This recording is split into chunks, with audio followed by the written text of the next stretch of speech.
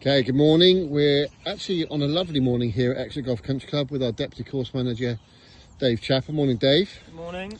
So we've come out on the golf course this morning just to have a little look at the condition of the golf course, and Dave's going to talk us through some of the data that we've seen with the weather the last couple of months, which, as you know, has been pretty horrendous, and trying to show you the reasons why it's impossible at times to open the golf course. So what data have you got for us, Dave? Well, first of all, if you read John's newsletter, you'd know that for January alone, our average rainfall was 100 millimetres, and we've had this January 281 millimetres, so we're nearly 3 times our average.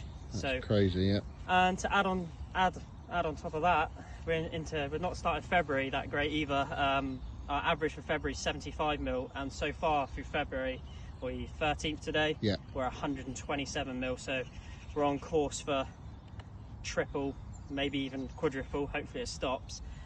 So the golf course just can't handle that amount of water at the moment, and you can see, if you actually listen closely, you can hear the water percolated still, where it's just getting into those air pockets. We've just been stood here. This is our 5th fairway. This hasn't had much traffic over the last few months, so this is one of our drier fairways where the soil isn't compact. And just where we've been standing, just having a look at the surface, you can see where I've been standing here, where the soil structure is completely broken. And if you can imagine, if we let golf commence today, for, I don't know, you have 50 groups going over this, no, not that many, probably 25, 30 groups going over that, you can imagine what that would look like. And that is one of the reasons why the golf course is closed at the moment, is to try and protect these areas. I know it can be really frustrating at the moment, especially on a day like today, but it's so imperative that we let this golf course recover, dry out, and then start transitioning back to play. But at the moment, we're just hoping for some dry weather.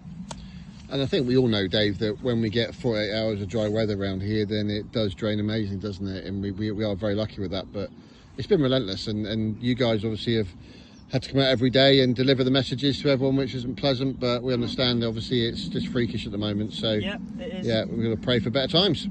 True. Okay, so we've walked up to the 5th green, and we're now coming to some of the positive news, which is obviously looking at the 5th green with Dave, one of the new greens that were laid as part of the course alterations. And you happy with progress, Dave? Yeah, it's coming along really well.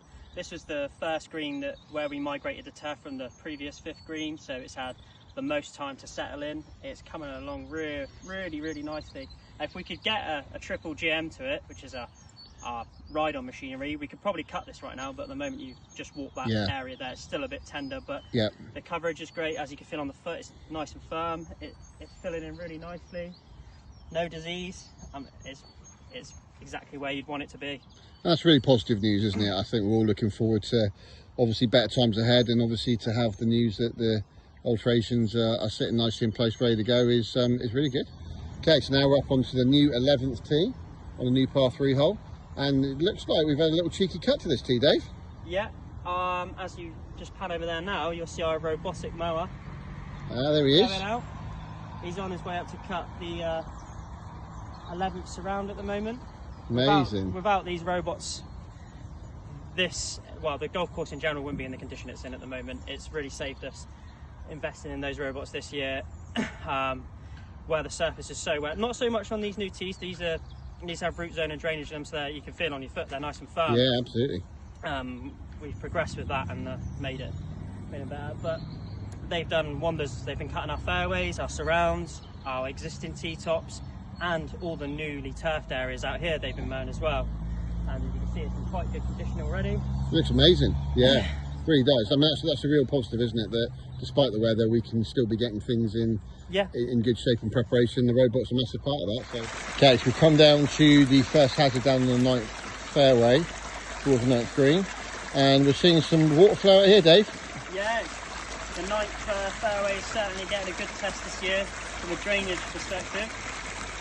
Inkscape's done a fantastic job. If we just have a little walk up here and I'll show you how good it actually is. You can see the water flowing out there. That's actually our main from the fairway there, and then from the approach is the second main, the slightly smaller one, and they've been flowing non-stop, as you can imagine, for the last 3 months. Oh, I bet. But this is all drained in here, and we Also sandbanded it with a rotor knife. But if you walk onto this fairway now, where this area coming 2 years ago was completely unplayable, and now it's our best fairway on the golf course. It's firm, it's playable, but only the one, unfortunately. But it's a really good story, because obviously we were playing a short temporary there for a long time, weren't we? Yeah, you know, and it's such a great hole, so to be able to play it as much as we have is a real win. So Yep.